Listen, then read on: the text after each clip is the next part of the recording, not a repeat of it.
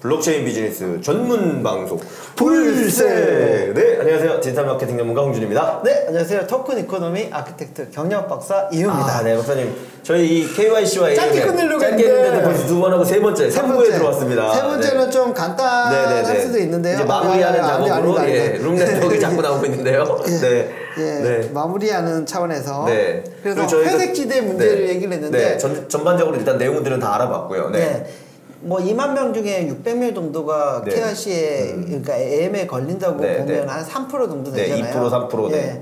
그래서 생각보다 비율이 낮지만 않다는 거죠. 근데 그 2~3% 내에 그 고래들이 껴 있다 그러면 펀드레이징 금액에도 영향을 줄 수가 있어요. 그렇죠. 그럼 되게 고민스러운 일이 되는 거죠. 사후적으로 할 경우에 펀드레이징 하드캡이 갑자기 아니면 소프트캡이 무너져 버릴 수도 있어. 그런 애매한 상황일 때 어떻게 판단할 것이냐. 고래가 껴 있어서 만약에 이 돈을 못 받아야 된다고 하면 펀드레이징 전체 금액에도 차질을 줄 수 있기 때문에 실질적으로 그 ICO를 할 때는 어떻게 해야 되나요? 사전적으로 해야 된다는 거죠. 기본적으로 사전적으로 해야 된다. 그리고 뭐 ICO 담당자가 알아야 될 실무 팁들을 뭐 보여드릴 건데 그래서 좋네요. 어디까지 정보 수집을 해야 되나 이것도 뭐 여러 가지 얘기들이 나올 수 있는데요. 뭐 100, 1, 2대 2더 넣는 사람들도 뭐 저기 거주지 증명까지 갖고 오라 이렇게 할 수는 없잖아요. 그래서 그 투자되는 금액별로 작은 금액을 투자할 경우에는 여권 정도 KYC라고 그 다음에 뭐 좀 많은 금액을 넣는다 그러면 실제 그 거주지에 맞아?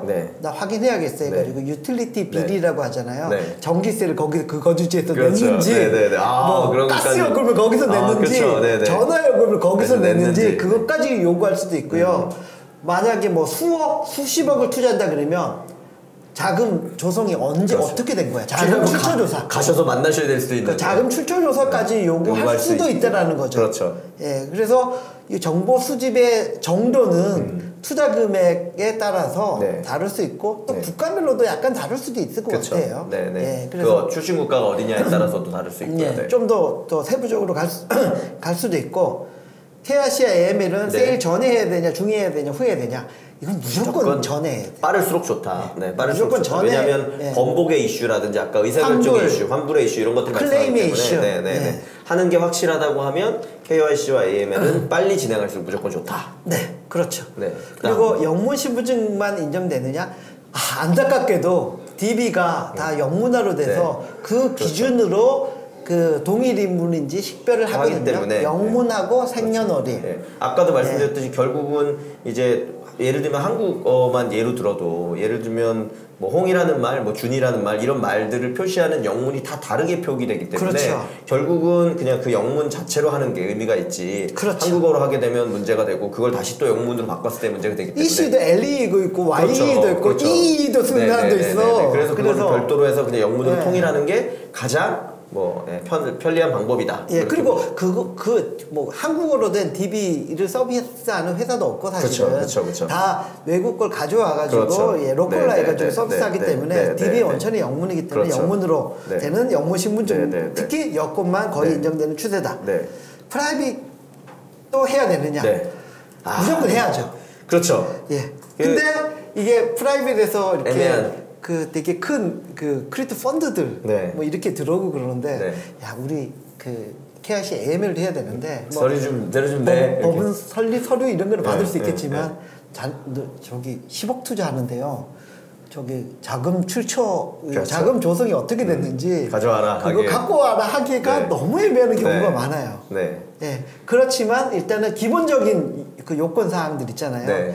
뭐 사업자 등록증 관련된 서류라든지 그 다음에 그 대표들 그러니까 뭐 특히 대표는 반드시 포함해야 되고 임원들의 여권 사진 정도는 받아두는 게 안전하다라고 할 수 있죠. 그리고 그게 되게 어떻게 보면 우리한테 돈을 내주시는 분들인데 되게 부담된다 일 수 있지만 의외로 그런 큰 회사들일수록 그런 프로세스들이 이미 되어 있는 경우가 많습니다. 그러니까 명확히 요구하고 하시는 게 되게 의미가 있다. 그래서 당연히 프라이빗에서도 KYC AML이 필요하고 그 부분들은 더더군다나 프라이빗이기 때문에 약간 릴레이션십이 있거나 뭔가 전혀 모르는 분들한테 받는 게 아니에요. 그러니까 맞아요. 더 명확히 해놓는 게. 근데 의외로 또 안 준다라고 하는 애들이 있다면 네. 혹시 이상한 데 아닌가? 네, 아닐까라는 의심도 좀. 불법 자금 아닐까라는 의심도 해볼 필요가 있지 않나. 생각해볼 필요가 무조건 있다. 다 받아서는 안 된다는 걸 얘기하는 겁니다. 에어드랍도 KYC AML이 필요한가? 이거는 회백지대입니다. 이거는 정확히 뭐라고 할 수가 없어요. 여러 설들이 있어요. 뭐 거래소에서 에어드랍이 이루어진다 그러면 거래소 가입할 때 KYC 절차를 받았던 거를 가지고 기본으로 하고 하기 때문에 이때는 KYC AML이 별도로 필요하지 않는데 그냥 이더리움 소유자한테 다 뿌려주겠다. 이거는 좀 애매할 수 있거든요. 뭐 저는 의견으로 드리자면 에어드랍은 결국 제 느낌에는 그러니까 배포하는 인당의 양이 되게 중요할 것 같은데 예를 들면 한 명한테 막 몇 천만 원이나 억 단위까지 막 무슨 상금처럼 주는 거다라고 하면 당연히 확인이 필요할 거고요. 뭐 예를 들면 뭐 10,000원, 뭐 5,000원 이런 정도 수준의 그냥 사람들을 유저를 확보하기 위한 부분이라고 하면 사실 뭐 5,000원, 10,000원 정도면 뭐 우리나라 그런 어떤 경품 이런 거에서도 제세공과금에서도 제외되고 이런 부분들이 있기 때문에 뭐 아주 낮은 금액일 때는 정말 그냥 프로모션 효과를 위한 에어드랍인 경우에 문제가 없는 것 같고요.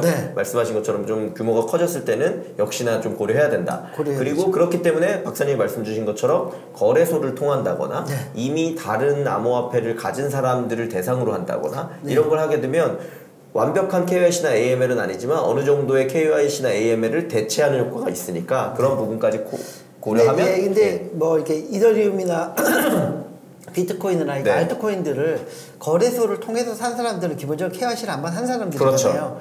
그런 사람들을 대상으로 에어드랍은 괜찮은데 비트코인을 채굴 했다.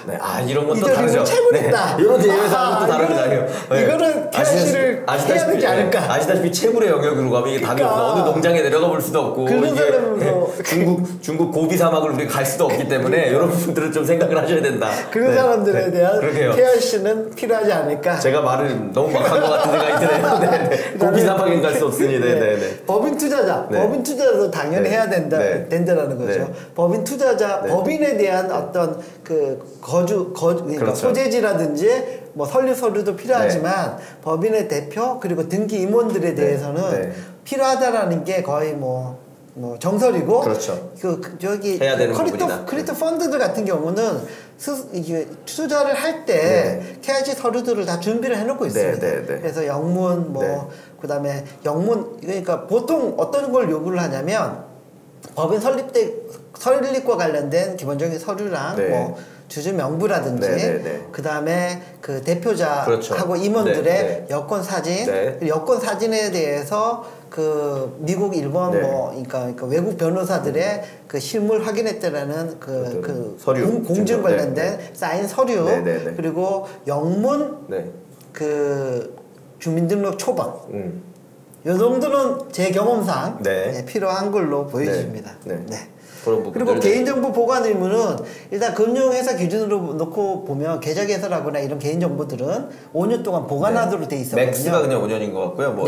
그거에 따라서. 그래서 맥스가 아니라 최저 5년. 최저 5년. 최저 5년 보관해야 되기 때문에 ICO 하다가 이렇게 엎어졌다고 하더라도 정보를 임의적으로 파기한다든지 그러면 나중에 법적인 책임까지 질 수 있기 때문에 제가 맥스 5년 잘못 말씀드린 거는 아까 마케팅의 활용동의 이런 걸 받을 때는 뭐 1년 단위로 해서 맥스 5년 정도까지 보관할 수 있고 다만 이건 금융거래에 준하는 사실 금융정보이기 때문에 개인정보에 대해서 아마 5년 이상 보관해야 되는 의무를 가지고 있다. 그래서 꼭 보관해야 되지 않나 라는 생각이 들고 우리가 얘기하다 보니까 되게 할 얘기가 많았어요. 이게 실질적으로 들어갈 때는 고민해야 되는 팁이기 때문에 KYC AML이 저희가 한 번은 특집으로 다뤄드리려고 했는데 계속 말씀드리지만 어제 테스트에서 우리 아르고스 국내 1위 아르고스의 유일이자 1위 유일이기 때문에 1위인 것 같긴 한데 저기 아르고스의 안영찬님이 KYC AML 전문가로서 말씀을 주신 거를 저희가 이거